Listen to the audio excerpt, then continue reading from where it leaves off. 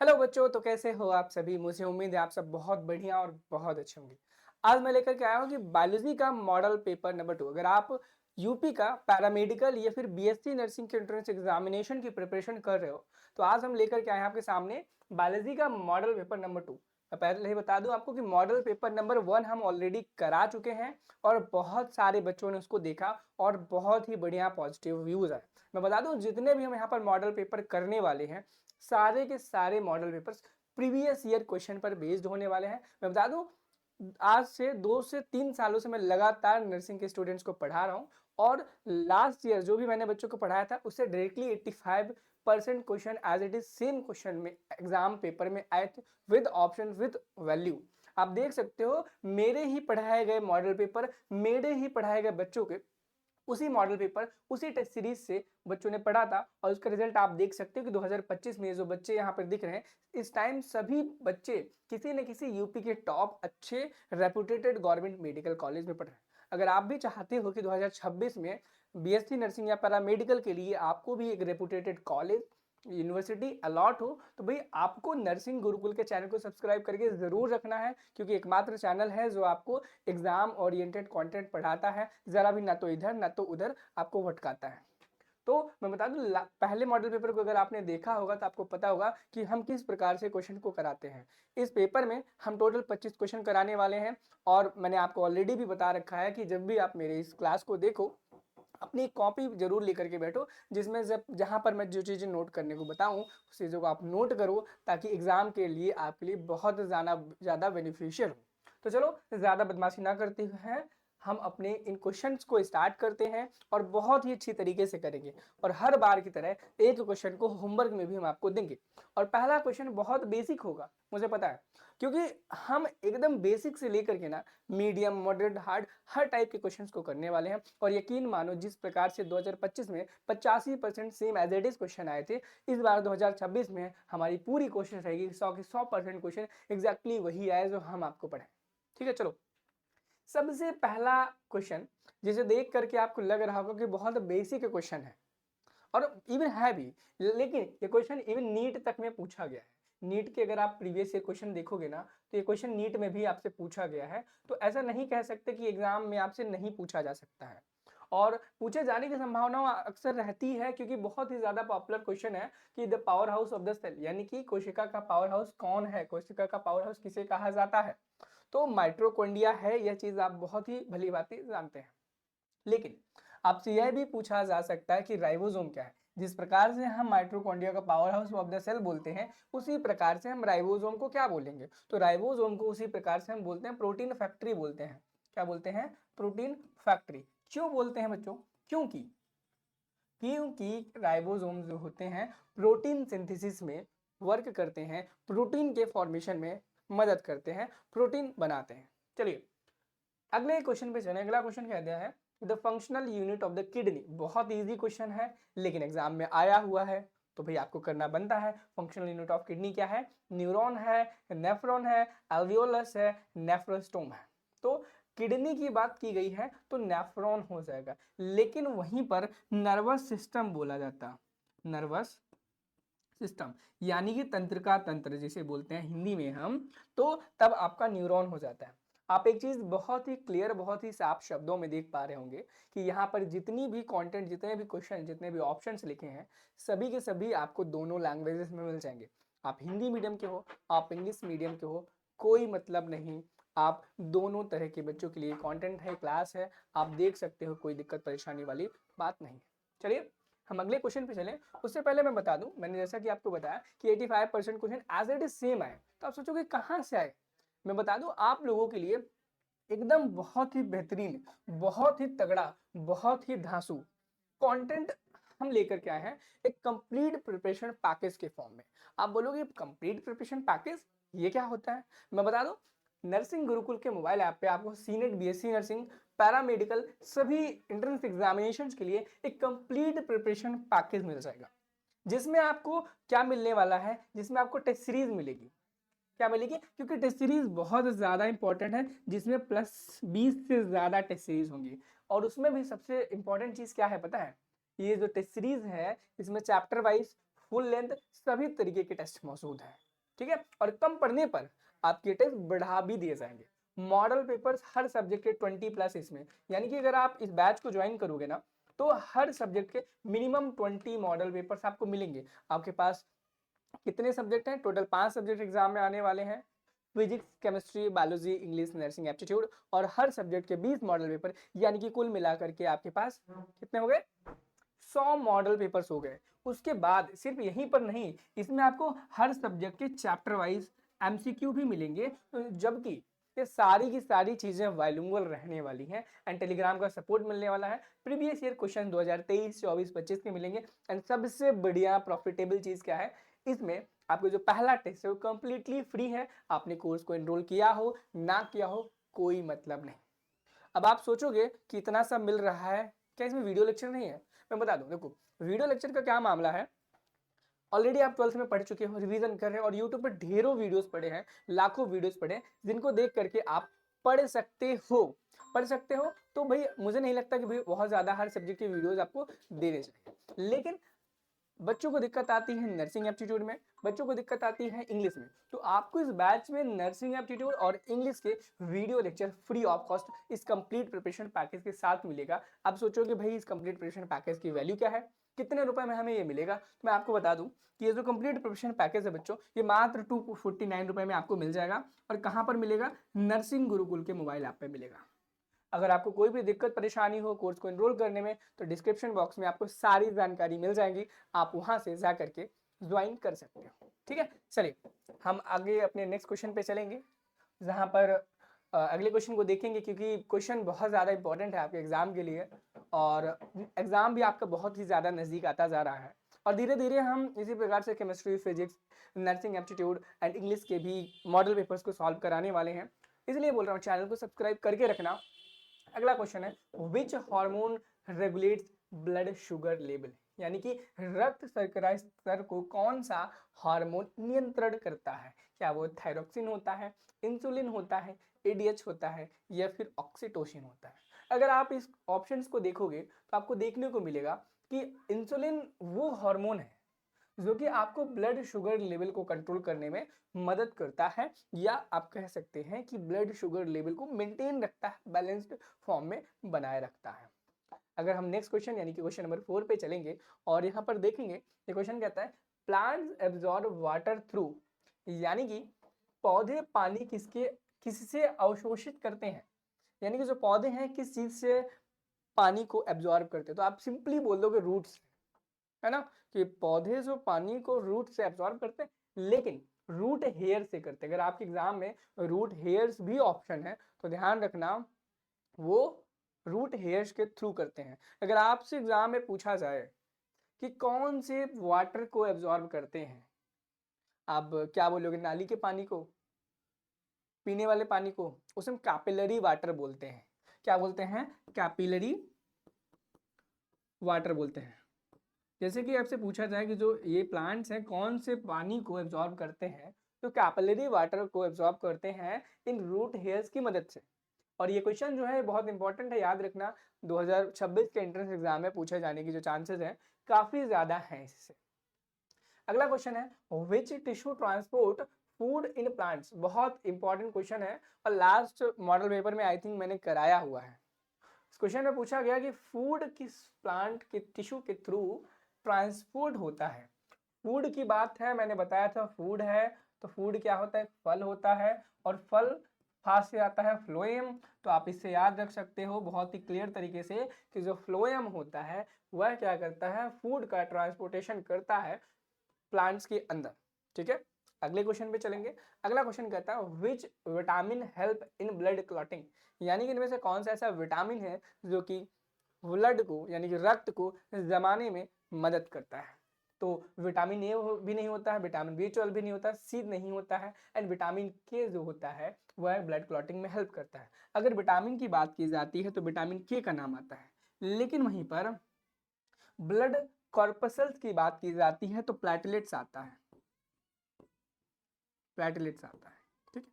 और वहीं पर प्रोटीन की बात की जाती है तो फाइब्रिनोजेन आता है, और यह चीज़ याद रखना, और यह बहुत ज़्यादा इंपॉर्टेंट है, आपसे एग्जाम में पूछी जा सकती है। अगर आपसे विटामिन की बात करें तो विटामिन के आता है, प्लाट कॉर्पसल्स की बात की जाए, ब्लड कॉर्पसल्स की बात की जाए, फॉर्म्ड एलिमेंट्स की बात की जाए तो प्लेटलेट्स आता है, और वहीं पर प्रोटीन की बात की जाए, फाइब्रिनोजेन एक प्रोटीन है, तो ये क्या करती है, ब्लड क्लॉटिंग में मदद करती है।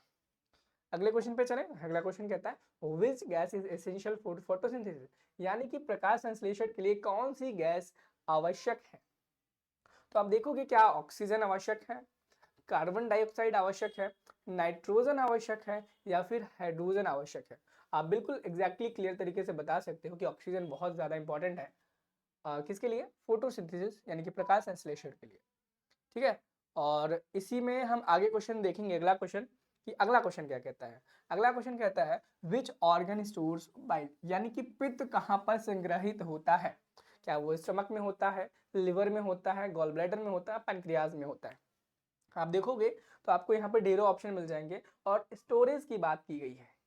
तो अगर बाइल की स्टोरेज की बात करें तो गॉल ब्लैडर वो ऑर्गन है जहां पर आपका बाइल यानी कि पित्त रस स्टोर किया जाता है। लेकिन लेकिन अगर हम बात करें फॉर्मेशन की, कि भाई आपका जो बाइल है वो फॉर्मेशन कहाँ पर होता है, तो आपका बाइल की जो फॉर्मेशन कहाँ पर होती है वो लिवर होता है।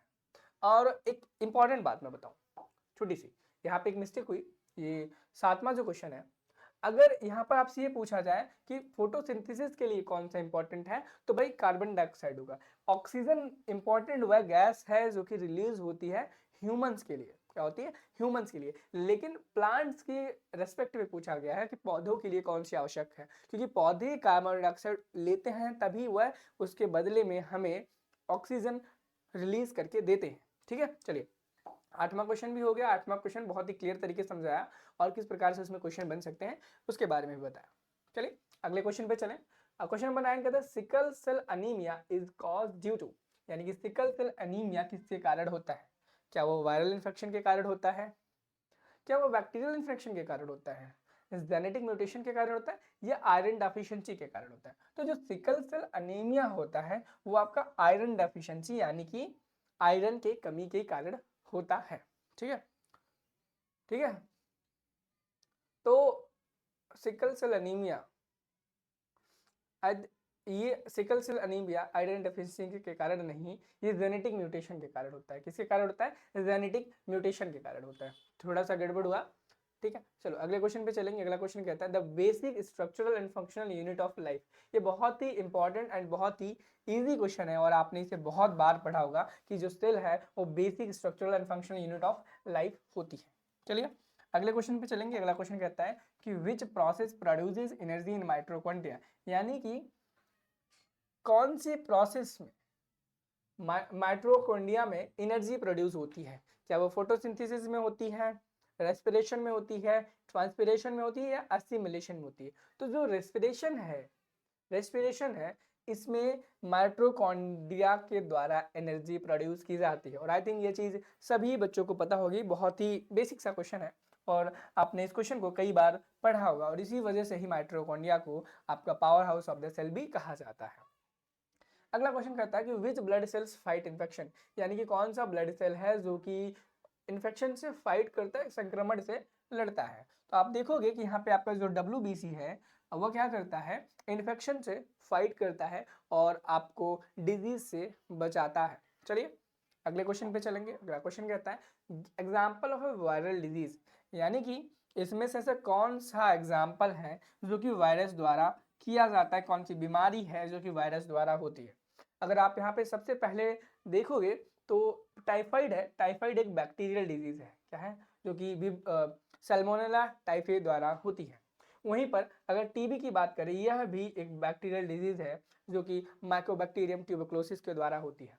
लेकिन वहीं पर इन्फ्लुएंजा की बात करें, किसकी, इन्फ्लुएंजा एक वायरल डिजीज है, क्या है, वायरल डिजीज है जो कि वायरस के द्वारा प्रोड्यूस होती है, रेट्रोवायरस के द्वारा। और वहीं पे कॉलरा की बात करें तो यह भी एक बैक्टीरियल डिजीज है जो कि वेब्रियो कॉलरे द्वारा बैक्टीरिया से क्रिएट होती है। अब यहाँ पर वायरल डिजीज के बारे में पूछा गया था, तो वायरल डिजीज इन्फ्लुएंजा हो जाएगा। क्या हो जाएगा? इन्फ्लुएंजा हो जाएगा। क्वेश्चन नंबर 14 पे चले। क्वेश्चन नंबर 14 कहता है कि the male gamete in flowering plants, यानी कि जो फ्लावरिंग प्लांट्स होता है उसमें जो मेल गैमीट होता है उसको हम क्या बोलेंगे? क्या उसे हम ओव्यूल बोलते हैं? बिल्कुल भी नहीं। ओव्यूल तो सीधी सीधी सी बात है, वो फीमेल प्लांट्स का पार्ट आ जाता है, स्टिग्मा भी फीमेल पार्ट है और स्टाइल भी फीमेल है। तो पॉलन ग्रेन ही एक ऐसा ऑप्शन है जो कि मेल का पार्ट है, पहली चीज। और दूसरी चीज ये कि वही आपका मेल गैमेट कहलाता है। क्वेश्चन नंबर 15 पे चलेंगे और क्वेश्चन नंबर 15 जो कहता है बहुत इंपॉर्टेंट है और आई थिंक इससे पहले भी इसके बारे में हम थोड़ा सा डिस्कशन कर चुके हैं। और ये क्वेश्चन कहता है कि the site of protein synthesis, यानी कि प्रोटीन संश्लेषण कहाँ होता है, यानी कि जो आपका प्रोटीन बनने की प्रक्रिया है वह आखिर में कहाँ पर होती है। तो मैंने थोड़ी देर पहले ही बताया था कि राइबोसोम जो है प्रोटीन फैक्ट्री होती है और फैक्ट्री में ही तो कोई चीज बनेगी ना। तो राइबोसोम के अंदर ही आपकी प्रोटीन बनने की जो प्रक्रिया है वो शुरू भी होती है, अंत भी होती है। और कुल मिला के कहेंगे कि जो आपका प्रोटीन बनने की प्रक्रिया है वो पूरी की पूरी कहाँ पर होती है? राइबोसोम्स के अंदर होती है। चलिए अगले क्वेश्चन पे चलेंगे। अगला क्वेश्चन कहता है विच ऑर्गेनेल कंटेंट डाइजेस्टिव एंजाइम्स, यानी कि कौन सा कोशिकांग पाचक एंजाइम रखता है। तो बहुत ही इंपॉर्टेंट क्वेश्चन है, डाइजेस्टिव एंजाइम कौन सा सेल ऑर्गेनेल रखता है? गोल्जी बॉडी नहीं, लाइजोसोम। क्या होता है? लाइजोसोम। और इसे हम सुसाइडल बैग नाम से भी जानते हैं। क्या बोलते हैं? सुसाइडल बैग नाम से भी जानते हैं। क्या बोलते हैं? सुसाइडल बैग नाम से भी जानते हैं किसे? लाइजोसोम को।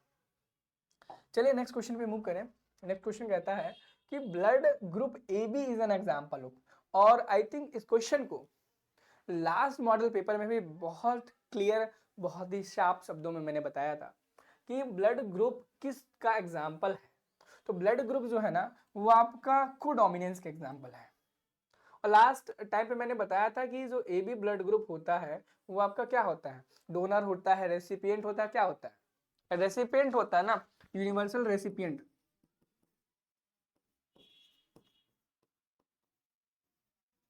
तो इस चीज को एग्जाम अपनी कॉपी में लिख लेना कि जो ए बी ब्लड ग्रुप होता है वो डोमिनेंस, कोडोमिनेंस, मल्टीपल एलील, ये तीनों चीजें शो करता है। ब्लड ग्रुप जो ए बी होता है, डोमिनेंस, कोडोमिनेंस, मल्टीपल एलील, ये तीनों फीचर्स को शो करता है। क्या करता है? ये तीनों फीचर्स को शो करता है। एंड वहीं पर हम बात करें जो ब्लड ग्रुप ए बी है वो यूनिवर्सल रेसिपिएंट होता है। क्या होता है? यूनिवर्सल रेसिपिएंट होता है। ये चीज भी हम आपको बता ही चुके हैं। चलिए क्वेश्चन नंबर 18 पे चलेंगे। क्वेश्चन नंबर 18 कहता है the exchange of gases in humans occur in, यानी कि मनुष्यों में गैसों का आदान प्रदान कहाँ होता है। तो ये बहुत सिंपल सी बात है, एल्वलाई में होता है। ये चीज आप बचपन से जानते होंगे, कक्षा 5-6 में आपको पढ़ाया गया होगा, आपने भी पढ़ा होगा। और अगला क्वेश्चन है longest bone in a human body is, कौन सा होता है? तो फीमेल जो आपकी है, या आप बचपन में छोटी क्लासों में जीके की विषयों में जो आपकी कॉम्पिटिटिव एग्जाम्स आपने बहुत सारे दिए होंगे उसमें पढ़ते होंगे कि हमारे शरीर की सबसे छोटी हड्डी कौन सी है, हमारे शरीर की सबसे बड़ी हड्डी कौन है। तो सबसे छोटी कौन सी होती है? स्मॉलेस्ट। अब आपको कमेंट में जरूर बताना है कि भाई आपकी जो स्मॉलेस्ट बोन है पूरी बॉडी की वह कौन सी होती है। एंड लॉन्गेस्ट जो है, लॉन्गेस्ट कौन है? वो तो फीमेल है ही है, लेकिन स्मॉलेस्ट कौन सी वो आपको हमें क्या करना है? कमेंट सेक्शन में बताना है। क्योंकि अगर आपसे यहाँ पर लॉन्गेस्ट बोला गया है तो हो सकता है आपसे स्मॉलेस्ट भी एग्जाम में पूछ लिया जाए, कोई दो राय वाली बात नहीं है। चलिए क्वेश्चन नंबर 20 पे चलें। क्वेश्चन नंबर 20 कहता है कि which blood component helps in clotting. बहुत ही बेसिक क्वेश्चन है, अभी थोड़ी देर पहले ही मैंने इस क्वेश्चन के बारे में बताया था कि ब्लड का कौन सा कंपोनेंट है जो कि ब्लड क्लॉटिंग में मदद करता है। और अगर आप देखो भी तो आपको पता चल जाएगा प्लेटलेट्स ही है, क्योंकि हमने तीन चीजों के बारे में बात की थी, विटामिन की, प्लेटलेट्स एंड फाइब्रिनोजन। ये तीन ही ऐसे कंपोनेंट्स हैं जो कि आपका ब्लड क्लॉटिंग में क्या करता है? मदद करता है। चलिए अगले क्वेश्चन पे चलेंगे। अगला क्वेश्चन कहता है the genetic material in bacteria, यानी कि बैक्टीरिया के अंदर जेनेटिक मटेरियल क्या होता है।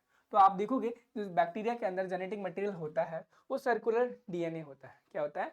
सर्कुलर फॉर्म में डीएनए होता है। अगर ह्यूमंस की बात की जाए तो वहाँ पे लीनियर फॉर्म में डीएनए प्रेजेंट होता है। इसमें होता है लीनियर फॉर्म में डीएनए प्रेजेंट होता है।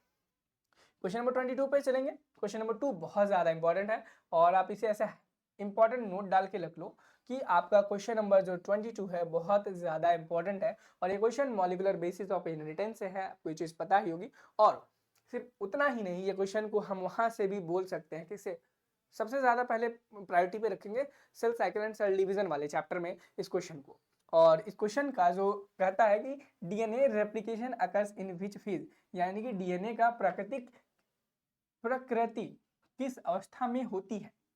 तो डीएनए का जो रेप्लिकेशन होती है वो आपको पता होगा कि एस फेज में होती है। किसमें होती है? एस फेज में होती है, जिसे हम सिंथेसिस फेज भी बोलते हैं। क्या बोलते हैं? सिंथेसिस फेज भी बोलते हैं। चलिए अगला क्वेश्चन है, इस क्वेश्चन को मैं होमवर्क में दूंगा। आपको पता है कि जरूर मैं एक क्वेश्चन आपको होमवर्क में दिया करता हूं, जैसे मैंने मॉडल पेपर नंबर 1 में दिया था, सेम उसी प्रकार से मैं इस क्वेश्चन को भी आपको होमवर्क में दूंगा, ताकि आप इसे करें और एग्जाम में अच्छा मार्क्स लेके आए। ये क्वेश्चन कहता है which part of the brain controls balance, यानी कि संतुलन को मस्तिष्क का कौन सा भाग नियंत्रण करता है। तो आपको कैसे कमेंट करना है आपको पता ही होगा। क्यों लिखना है? क्वेश्चन नंबर 23 है तो 23 लिखना है, और आपका जो आगे राइट आंसर है वह कमेंट में लिख देना है। मैंने बताया कि अगर आप कमेंट में लिखते हो, अगर आपको पता है तो बहुत अच्छी बात, आपका रिवीजन हो जाता है। अगर आपको नहीं पता है, ठीक है, तो जिन बच्चों को नहीं पता वो आकर के पढ़ सकते हैं। पढ़ करके उनका भी थोड़ा सा फायदा हो जाएगा, उनको भी वो चीज आने लगेगी। ठीक है, चलिए 23 क्वेश्चन किए हैं, 24वां क्वेश्चन करेंगे। ये क्वेश्चन कहता है कि which plant hormone causes cell elongation, यानी कि कौन सा पादप हार्मोन कोशिका की लंबाई बढ़ाता है। बहुत बेसिक सी बात है। आपको पता होगा कि इथाइलिन और एब्सिसिक एसिड यहाँ पर दो ऐसे प्लांट ग्रोथ रेगुलेटर्स हैं जो कि क्या करते हैं, किसी भी चीजों को रिटायर्ड करते हैं। जैसे प्रमोटर नहीं है, ये जो दो है ये प्रमोटर नहीं है, यही दो प्रमोटर है। क्या है? यही दो प्रमोटर हैं। तो उसमें सेल इलोंगेशन की बात की गई है। तो सेल इलोंगेशन कौन करता है? वो ऑक्सिन करता है। कौन करता है? ऑक्सिन करता है। यह चीज आपको पता होगी बहुत ही क्लियर तरीके से। ठीक है, चलिए क्वेश्चन नंबर 25 पे चलेंगे। क्वेश्चन नंबर 25 कहता है which organ is main excretory unit in human, यानी कि मनुष्यों में मुख्य उत्सर्जन अंग कौन सा होता है। तो भाई बेसिक सी बात है, किडनी होती है। यहाँ पे मेन एक्सक्रीटरी ऑर्गन आपसे पूछा गया है, जो कि किडनी होती है। और किडनी की यूनिट क्या होती है? वह होती है आपकी, क्या होती है? नेफ्रॉन होती है।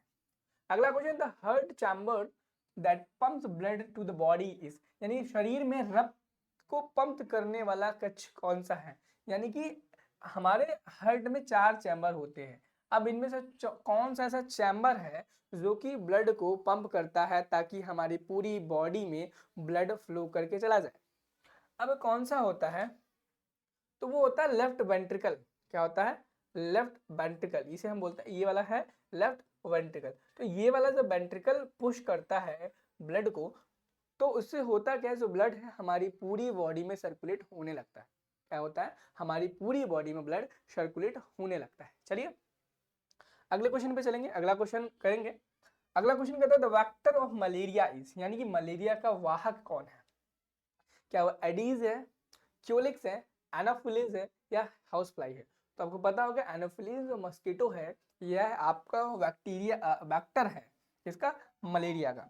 और जैसा कि आपको पता है कि आपके एग्जाम में मात्र 24 क्वेश्चन ही आने वाले हैं। एक में 24 आएंगे, एक में 25 आएंगे, 24 आएंगे, 25 आएंगे। तो हमने यहाँ पर टोटल कितने क्वेश्चन करे? 27 क्वेश्चन करे। अब क्वेश्चन नंबर 23 को होमवर्क में दिया है, 28, 29 और 30 ये क्वेश्चन आपको खुद से करने हैं। अब सोचोगे कि भैया हमें पीडीएफ मिल जाती तो हम बहुत ही आसानी से कर पाते, और यहाँ पे आंसर की भी दी गई है। मैं आपको बता दूं, आप हमारे नर्सिंग गुरुकुल के ऐप को डाउनलोड करना, वहाँ पर ये पीडीएफ आपको फ्री ऑफ कॉस्ट मिल जाएगी। और बाकी अगर आपको कंप्लीट प्रिपरेशन पैकेज ज्वाइन करना है, और मैं तो कहूँगा कि कंप्लीट प्रिपरेशन पैकेज ज्वाइन करो ही करो। क्यों करो? क्योंकि आपके सामने भाई रिजल्ट है। रिजल्ट में देखा है आपने कि भाई ऐसे बच्चे हैं तमाम जिन्हें यूपी के जो टॉप गवर्नमेंट मेडिकल कॉलेज है वो मिला है। तो आप क्यों पीछे हटो? आप भी चाहो ना कि भाई आपको टॉप गवर्नमेंट मेडिकल कॉलेज मिले और एक बहुत ही अच्छे संस्थान से आप पैरामेडिकल और अपने नर्सिंग के कोर्स को करो। तो आई थिंक आपको क्लास अच्छी लगी होगी। चैनल पे नए थे तो चैनल को सब्सक्राइब जरूर कर लेना। मिलते हैं मॉडल पेपर नंबर 3 के साथ। कोई समस्या हो कमेंट सेक्शन में जरूर बताना।